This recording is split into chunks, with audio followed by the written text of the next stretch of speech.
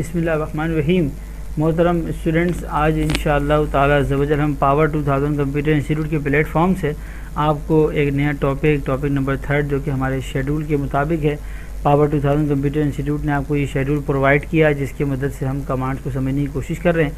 आज हम आपको बताते हैं कि कोरल ड्रा में अगर हम कुछ लिखना चाहें तो इसके लिए हम कौन सा टूल इस्तेमाल करते हैं और जो लिखाई यानी जो टेक्स्ट होता है हमारे पास वो कितनी तरह का होता है। अब देखें, कोरल ड्रा में काम करने के दौरान F8 दबा के हमारे सामने टेक्स्ट टूल आता है और इस टेक्स्ट टूल से जब हम दो काम लेते हैं वो कौन कौन से।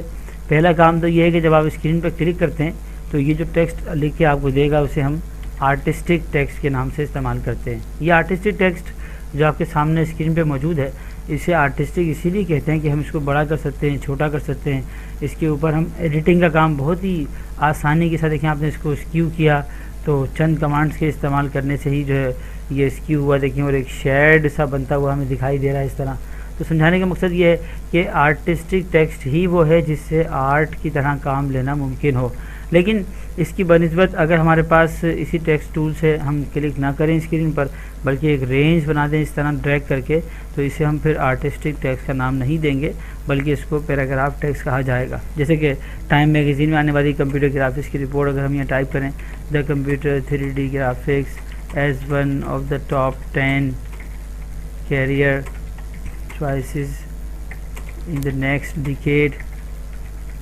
तो गौर से देखें स्क्रीन पर तवज्जो के साथ कि जो रिपोर्ट मैंने आपके सामने लिखी है यहाँ पर, इस रिपोर्ट को हमने कट करके पेस्ट किया। याद रखिए कि कैरेक्टर एक होता है लेकिन जब बहुत सारे कैरेक्टर मिलते हैं तो वर्ड बनता है और वर्ड से वर्ड मिलते हैं तो सेंटेंस बनता है और सेंटेंस वहाँ ख़त्म होता है जहाँ फुल स्टॉप होता है। सेंटेंस से सेंटेंस मिलते हैं तो पैराग्राफ बनता है और इस तरह पैराग्राफ से मिलकर हमारा पेज मुकम्मल होता है। देखिए, जहाँ भी आप टेक्स्ट लिखने के दौरान स्पेस दबाएंगे तो स्पेस दबाते ही जो है एक नया वर्ड शुरू हो जाएगा, लेकिन जैसे ही आप फुल स्टॉप दबाएंगे तो नया सेंटेंस शुरू होता है और जैसे आप इंटर दबाते हैं तो वहाँ जहाँ हम काम कर रहे होते हैं वो पैराग्राफ ख़त्म हो जाता है, यानी कि पैराग्राफ ब्रेक हो जाता है।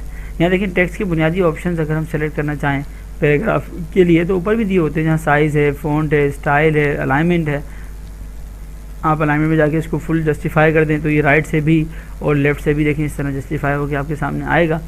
यहाँ एक बात जहन नशीन रखें अच्छी तरह से कि कोरल ड्रा में काम करने के दौरान जो टेक्स्ट आपने लिखा कंसंट्रेशन देखिए मस्ट है। आप अगर चाहें तो आप उसका कलर चेंज कर लें, देखिए इस तरह से नोट करें गौर से, अपनी मर्ज़ी के मुताबिक देखिए आप उसका कलर चेंज कर सकते हैं। दूसरा, अगर हम चाहें कि हम टेक्स्ट पे काम करें तो देखिए ये जो हमारे पास नीचे एरिया कंट्रोल करने की ऑप्शन है, इससे आप इसके साइज़ को मैनेज कर सकते हैं। यहाँ मैं एक बात आपको समझाना चाहूँगा कि अगर आपने कोई ऐसा टेक्स्ट लिखा या हमारे पास पैराग्राफ जो हैं अगर एक से एक पैराग्राफ सेलेक्ट किया, जैसे मैंने देखिए इसको कट कर लिया, या अगर आप टाइपिंग कर रहे हैं तो आप लाजमी से फिर लिखेंगे तो फिर लिखते ही चले आएंगे। तो हमने जब इसको पेस्ट किया फिर पेस्ट किया फिर पेस्ट किया तो अब ये जो जगह थी ना ये कम पड़ गई और हमारे पैराग्राफ जो हैं वो इस जगह से बाहर निकल गए। तो याद रखिए ऐसा टेक्स्ट जो कि हमारी रेंज से बाहर हो जाए इसे हम ओवरफ्लो टेक्स्ट कहते हैं। क्या कहते हैं उसको? ओवरफ्लो। अब जैसे इस बॉक्स के अंदर देखिए टेक्स्ट मौजूद है लेकिन हम उस टेक्स्ट को नहीं देख पा रहे या वो हमें दिख रहा है तो एक हद तक दिख रहा है, उसके बाद देखिए वो ओवरफ्लो हो चुका है। तो ये जो नीचे निशान भरा हुआ नज़र आ रहा है, देखिए ऊपर खाली है अभी तक लेकिन नीचे का निशान देखिए भर गया, ये इस बात की अलामत है कि इसमें टेक्स्ट इजाफी हो गया और हम उस टेक्स्ट को इस वक्त नहीं देख पा रहे। तो यहाँ देखिए अगर हम चाहते हैं कि हम जैसे मिसाल के तौर पर हमारे पास एक और ख़ाली जो है वो टेक्स्ट बॉक्स देखिए यहाँ बना हो पेज के इस तरफ और हम चाहते हैं कि इसका जितना भी टेक्स्ट है वो उसमें आ जाए, तो इसके टेक्स्ट को जो ओवरफ्लो हुआ ना यानी भर के बाहर बह गया, उस टेक्स्ट को ओवरफ्लो टेक्स्ट को निकालना चाहें तो उस पर क्लिक कर दें। अब वो उसने ओवरफ्लो टेक्स्ट आपके हवाले कर दिया। अब आपकी मर्ज़ी आप जहाँ भी रखें, लेकिन आपने रजिस्टर पे आप फ़ौरन नोट कर लें इस कमांड को। टेक्निकल पॉइंट है कि आप उसे 3 जगह पर रख सकते हैं। पहला, या तो आप चाहें कि आप उसके लिए अलग से एक बॉक्स बना लें, तो देखिए वहाँ जो टेक्स्ट इजाफी हुआ वो सारा इसमें आ गया, देखिए वहाँ से निकल के वो इसमें आ गया। लेकिन एक तरीका ये है कि अगर अभी भी उसमें टेक्स्ट मौजूद है और आप चाहते हैं कि वो टेक्स्ट जो इजाफी हो गया वो निकल आए तो क्लिक करें और उसको उठा के आप वहाँ ले आएँ जहाँ पहले से बॉक्स बना हुआ हो। नहीं क्लिक किया आपने तो उसमें आ गया। अगर इसमें आप नहीं लाना चाहते थे तो इसका एक तरीका ये भी था कि आप उसको वहाँ से निकालते क्लिक करके, यानी ओवरफ्लो टेक्स्ट को पिक कर लेते और उसके बाद जब आप पेज पे आके क्लिक करेंगे ना तो पेज के साइज़ का एक बॉक्स वो आपको खुद ब खुद ही बना के देगा। इस तरह से उसने ऑटोमेटिकली एक बॉक्स बनाया और उसके अंदर आपके टेक्स्ट को ट्रांसफ़र भी कर दिया। तो ये देखिए पहले वो टेक्स्ट जो था, अब अगर आप इसकी सिलेक्शन बनाएंगे ना तो देखिए शिफ्ट दबा के सिलेक्शन बनना शुरू होगी। तो टेक्स्ट पहले इसका सेलेक्ट होगा, फिर चूँकि इसमें से आया था फिर इसका सेलेक्ट होगा और इसका टेक्स्ट जो है वो इसमें से आया था तो ये मास्टर ऑब्जेक्ट था फिर इसका सेलेक्ट होगा। तो इस तरह अगर हम चाहें तो हम कोरल ड्रा में काम करने के दौरान ओवरफ्लो टेक्स्ट को कंट्रोल कर सकते हैं। देखिए याद रखें अच्छी तरह से कि कोरल ड्रा में काम करने के दौरान ये जो टेक्स्ट बॉक्स के आपस के लिंक ब्लू कलर में नज़र आते हैं, इन्हें हम कहते हैं टेक्स्ट थ्रेड्स। क्या कहते हैं इसको? Text threads. तो अब देखें अगर हम चाहते हैं कि हमें टेक्स्ट थ्रेड्स नज़र ना आए तो आप टेक्स्ट में जाएं और जाके आप एक ऑप्शन हमें दिया हुआ देखें टेक्स्ट थ्रेड लिंक अनलिंक के नाम से। अगर हम चाहते हैं कि ये इसको छुपा दे देखें तो आप जाएंगे टेक्स्ट में, वहाँ जाके आप अनलिंक कर दें, लिंक जो बनाया हुआ हमने इसको अनलिंक कर दें, तो ये सारे बॉक्सेस पहले की तरह अलग हो गए और जिससे इनका लिंक बना था वो अनलिंक हो गया। बाद में आप उसको बड़ा कर लें, एक्सपेंड करके बाकी टेक्स्ट को देख लें, वो एक अलग मैटर है।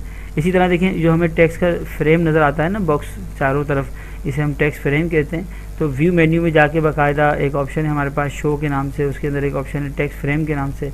अगर आप क्लिक करते हैं तो इस कमांड की मदद से हम इस फ्रेम को देखें शो एंड हाइड कर सकते हैं। अब देखें आप डी सिलेक्ट और सिलेक्ट करेंगे तो ये फ्रेम जो बना हुआ नज़र आ रहा है आपको, इस फ्रेम को अगर हम शो एंड हाइड करना चाहें तो इसके लिए व्यू मेन्यू आपने इस्तेमाल किया। वैसे आमतौर पर ये शो होता है, लेकिन अगर बंद करना चाहें तो मैंने आपको एक टेक्निकल पॉइंट दे दिया। दूसरी बात यह है कि अगर हमारे पास कोरल ड्रा में काम करने के दौरान कोई टेक्स्ट है, जैसे कि मैंने आर्टिस्टिक पैराग्राफ के बारे में समझाया आपको, तो अगर हम चाहते हैं कि हम इस पर काम करें कि टॉपिक से लेके चलते हैं इसको। टॉपिक में पहले आर्टिस्टिक और पैराग्राफ का इंट्रोडक्शन है, फिर टेक्स्ट पैराग्राफ टेक्स्ट के बारे में दिया हुआ है कुछ ऑप्शन, फिर different types of text editing. अब इसको इस तरह समझ लें कि अगर हमारे पास कोई टेक्स्ट मौजूद हो और आपसे कहा जाए कि आप इसमें एडिटिंग करें, सपोज करें देखिए आपने लिखा time magazine report full stop, सही ना। तो अब अगर हम इसमें एडिटिंग करना चाहें तो इसके ऊपर ट्रांसफॉर्मेशन की एडिटिंग यानी पोजीशन, स्केल, रोटेशन वगैरह के पॉइंट्स की एडिटिंग, इसके अंदर कलर की एडिटिंग दूसरा अहम तरीन ऑप्शन है। इसके अंदर काम करने के दौरान इसके फ़ॉन्ट्स की एडिटिंग और दीगर एट्रीब्यूट्स को इस्तेमाल करना, तीसरी एडिटिंग हो गई।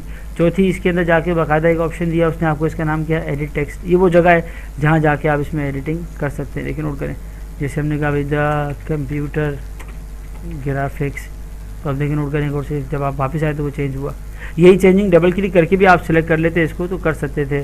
सेलेक्ट करने के लिए मैंने कंट्रोल ए दबा के सेलेक्ट ऑल किया, देखें।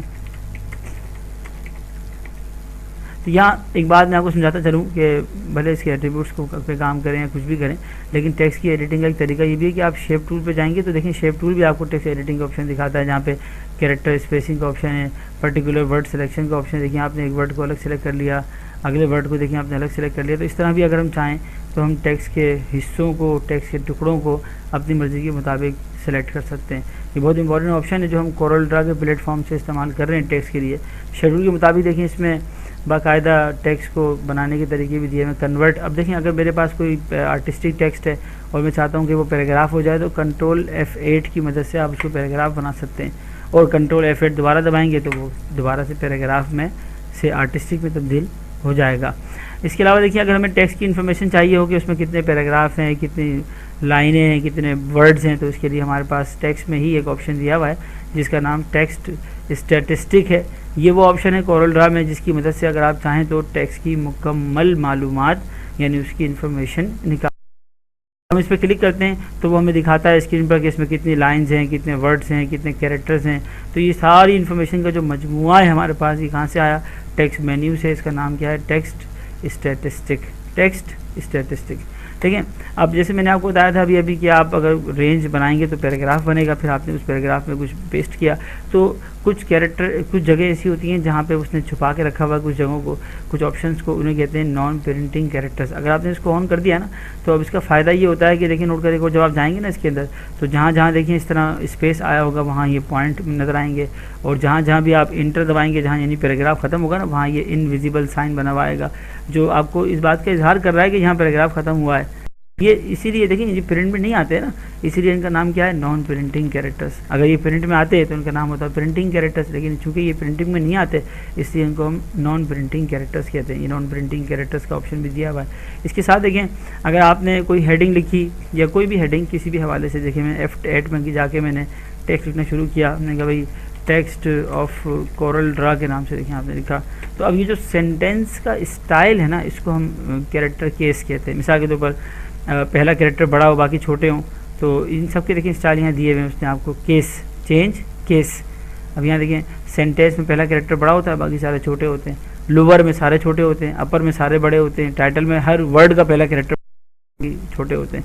और टोगल में उसका अपोजिट है, यानी पहला कैरेक्टर ही छोटा होता है, बाकी बड़े होते हैं। तो ये अलग अलग स्टाइल है हमारे पास। अगर हम टेक्स्ट स्टाइल यानी टेक्स्ट के केस स्टाइल सेलेक्ट करना चाहें, कैपिटल और स्मॉल करना चाहें, तो हम अपनी मर्ज़ी के मुताबिक उसके ऊपर ये काम कर सकते हैं।